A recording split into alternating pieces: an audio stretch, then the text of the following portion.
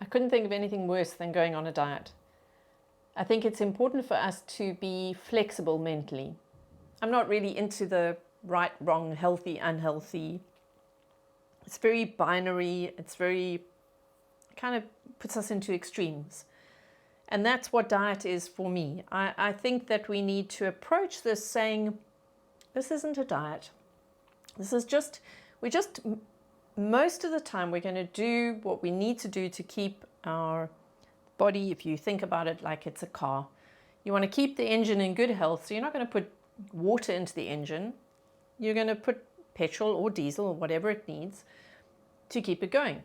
So you want to look after this physical body. It's going to be on the planet for a number of years. So we want to look after it. So most of the time we're going to be looking after it. That's what we're going to be aiming for. But some of the time we want to let our hair down. So there are moments where it's really important, because we're human, we're multi-layered, we have an emotional state too that requires very different fuel. The bliss that you get from something really enjoyable that you love, that you look forward to, is really very important too. So I think that we can afford to be a lot more flexible around this idea of what we should and shouldn't be eating. And I think we need to also move away from this idea of having a cheat. I don't like this concept of having a cheat day or a cheat meal, because it makes you feel like you're doing something wrong. And there's nothing wrong with eating an enormous piece of carrot cake if that's what you really feel like, as long as you can do it as part of your some of the time food.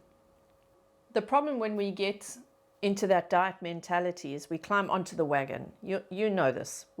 We make a decision to do something. Oh, we always have to wait till Monday. We can't possibly start a diet on a Friday or a Saturday. So we wait till Monday because we know we're going to be very deprivation. We know we're going to be quite harsh with ourselves. And we're going to make sure that we do not eat the food that we shouldn't eat. So it becomes very punitive. And it also means that we try and aim for perfection, which is an absolutely pointless endeavor, because A, no one can ever be perfect, and B, it's very boring trying to be perfect. Well, it's boring to be perfect, but I don't think anyone really achieves that, not for a prolonged period. So you know what happens? You get on that bandwagon, or that diet wagon, and you do it all perfectly, and you can do it for only so long before you completely lose the plot, and then you throw the baby out with the bathwater. You totally binge because you're now going to the other extreme, and then you know you're going to have to start it all over again. But again, you're going to wait for another Monday, then you're going to get onto the wagon again, and you're going to be twice as strict with yourself.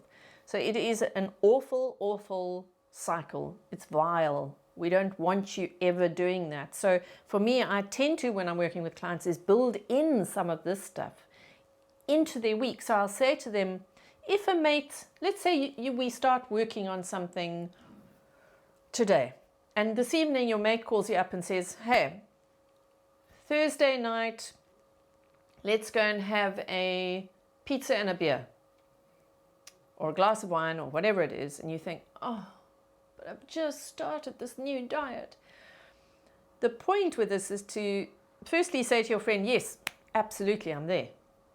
What you don't want to do is go with a long face knowing you're just going to have to order a green salad and a glass of water, because you know what's going to happen. You're just going to be watching every bite of that delicious, oily, cheesy, yummy pizza that goes into her mouth, and wishing you had a glass of wine in your hands or a beer in your hands. So it's just not worth it.